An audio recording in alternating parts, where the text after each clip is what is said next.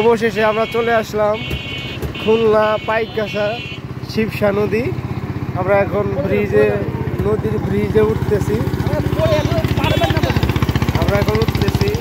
সামনে হচ্ছে নদী, অনেক সুন্দর দেখতে। আসলেই খুলনা এলাকাটা সত্যি অনেক সুন্দর। এই যে আমরা ভ্যানে যাইতেছি, আমরা টোটাল আসছি 11 জন, ঢাকা থেকে আসছি। আসবেন না ভাই, পড়ে যাবে। আরে কাছে যাও, বিশাল বড় নদী। ভিডিও বানাইতেছি। বিশাল বড় নদী, বিশাল সুন্দর, অনেক সুন্দর পরিবেশ।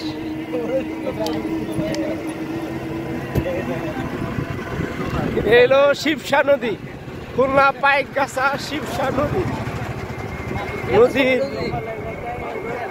হ্যাঁ, সুন্দরবন এদিক দিয়ে যেতে হবে না?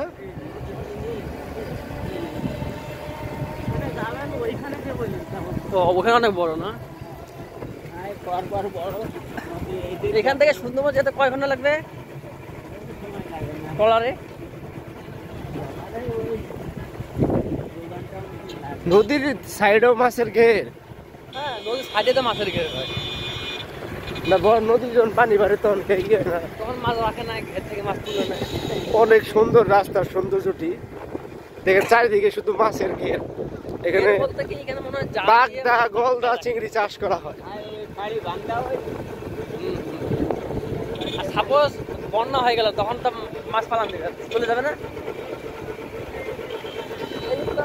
এই খুলনার ভ্যান গাড়িতে উঠছি না, মনে হয় বিমানে যাইতেছি মামা, এরকম একটা স্পিড পাইতেছি, ফিলিংস পাইতেছি। ভ্যানে যাইতেছি না বিমানে যাইতেছি বুঝতেছি না। লোহার নাই,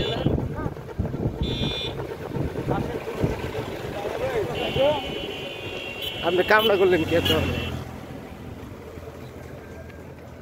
আমাদের আবার ওই গাড়িগুলোকে হারায় ফেলেন না আবার। না না,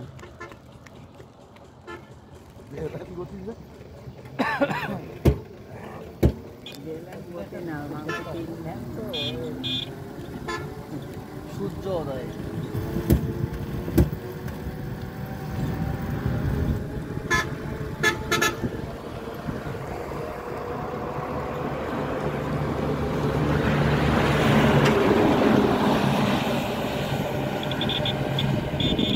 গাড়ি ভাষার এদিকে আসলো না কেন? নদীতে পড়ে যাবে।